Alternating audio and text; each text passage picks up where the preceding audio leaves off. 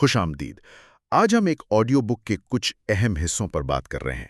موضوع یہ ہے کہ زندگی میں اپنی سمت کیسے بنائی جائے، مطلب خود پر توجہ دے کر۔ جی بالکل۔ اور بنیادی خیال یہ ہے کہ دوسروں کی طرف دیکھنے یا ان کی نقل کرنے کے بجائے اپنی خواہشات، اپنے اہداف، ان پر دھیان دینا ضروری ہے۔ صحیح۔ تو یہ خود غرضی نہیں؟ نہیں، بالکل نہیں۔ یہ تو اپنی ذمہ داری لینا ہے۔ ذرائع یہی کہتے ہیں کہ جب تک آپ خود نہیں جانیں گے کہ آپ کیا چاہتے ہیں، آپ دوسروں کے راستوں پر ہی چلتے رہیں گے۔ یہ بات تو گہری ہے۔ تو چلیں اس کو تھوڑا کھولتے ہیں۔ عملی طور پر خود پر توجہ دینے کا مطلب کیا ہے؟ ان ذرائع سے کچھ حکمتیں عملی نکالنے کی کوشش کرتے ہیں۔ جی۔ پہلا قدم بتایا گیا ہے وضاحت، کلیئرٹی۔ لیکن یہ اکثر بڑا مبہم سا لگتا ہے، جیسے کوئی کہے مجھے بس کامیاب ہونا ہے۔ ہاں، اور ذرائع اسی نقطے پر زور دیتے ہیں۔ یہ جو مبہم خواب ہے نا، یہی مسئلہ ہے۔ کامیاب ہونا کافی نہیں ہے۔ تو پھر وضاحت کیسے آئے؟ وضاحت کا مطلب ہے تفصیل۔ کس فیلڈ میں کامیابی، ماحول کیسا ہو، روز کے کام کیسے ہوں، یہ گہرائی میں سوچنا ضروری ہے۔ اچھا۔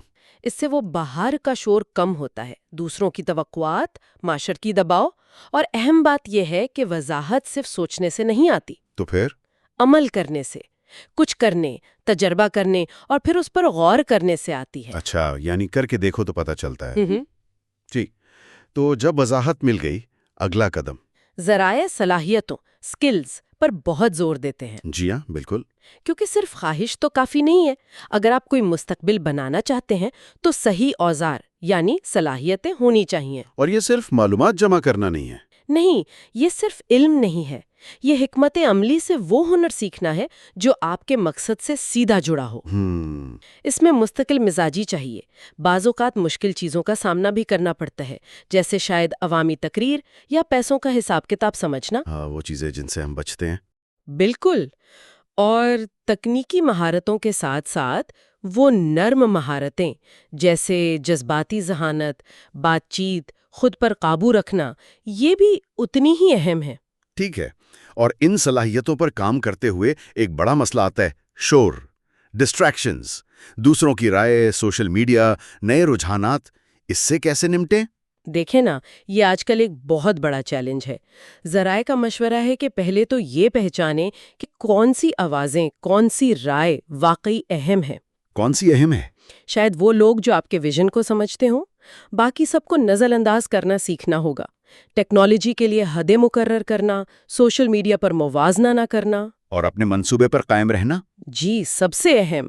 جب آپ کا مقصد واضح ہونا تو یہ خلفشار خود ہی کمزور پڑ جاتا ہے۔ مقصد کا ہونا ہی خلفشار کا علاج ہے۔ واہ! اچھا، اسی سے جڑی ایک اور بات، روزانہ کم سے کم ایک بامعنی کام۔ جی، یہ روزانہ ایک اہم کام کا عہد ہے۔ یہ صرف مصروف رہنا نہیں ہے، بلکہ مقصد کے قریب لے جائے۔ یہ عادت آپ کو روز ایک سمت دیتی ہے، فوکس رکھتی ہے، اور چھوٹی چھوٹی کامیابیوں سے اعتماد بڑھتا ہے۔ اس ایک کام کے لیے وقت نکالنا ضروری ہے۔ بالکل، اسے ترجیح دینا۔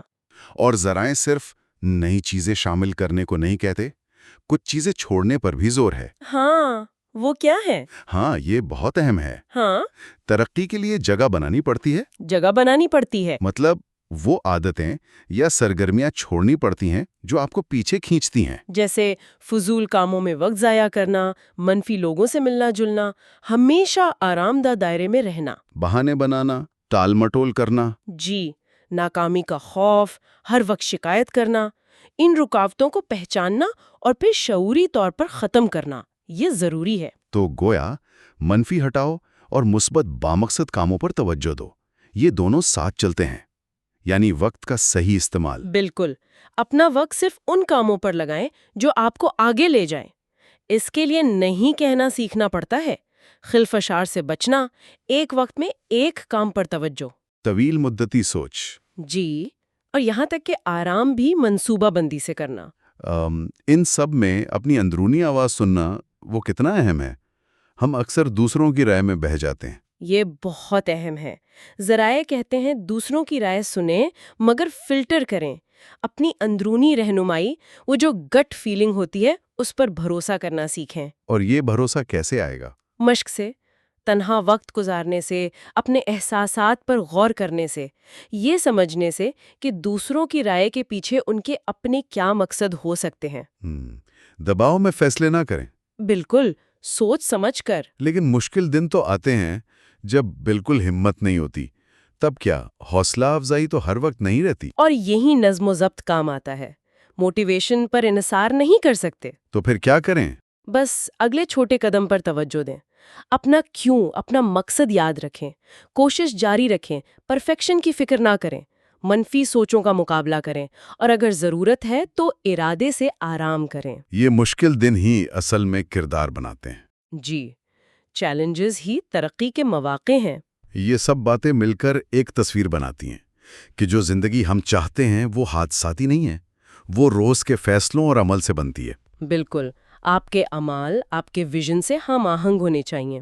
اپنی خواہشات کے بارے میں ایماندار ہونا، اپنی موجودہ عادتوں کو دیکھنا اور پھر اس فرق کو مٹانے کے لیے قدم اٹھانا۔ اس میں قربانی بھی ہے، مستقل مزاجی بھی۔ جی، اور ان چیزوں پر توجہ دینا جو آپ کے کنٹرول میں ہیں۔ اور آخری نقطہ جو شاید سب سے مشکل ہے، جب نتائج فوراً نظر نہ آئیں تب بھی لگے رہنا۔ ہاں، یہ صبر کا امتحان ہے۔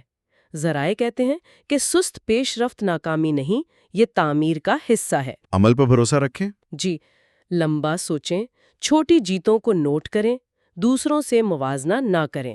مستقل کوشش آخرکار رنگ لاتی ہے، وقت لگتا ہے مگر ہوتا ہے۔ تو خلاصہ یہ ہے کہ اپنی سمت بنانا ایک اندرونی کام ہے۔ جی، وضاحت، ہنر، توجہ اور سب سے بڑھ کر مستقل بامقصد عمل، خاص طور پر جب مشکل ہو۔ بالکل، اور شاید سننے والوں کے لیے آخر میں سوچنے کی بات یہ ہو، اگر آج کوئی صرف ایک ایسی عادت چھوڑنے کا فیصلہ کرے جو اسے پیچھے دھکیل رہی ہے، تو صرف اس ایک تبدیلی سے مستقبل میں کون سے نئے دروازے کھل سکتے ہیں؟ اس گفتگو میں شامل ہونے کا شکریہ۔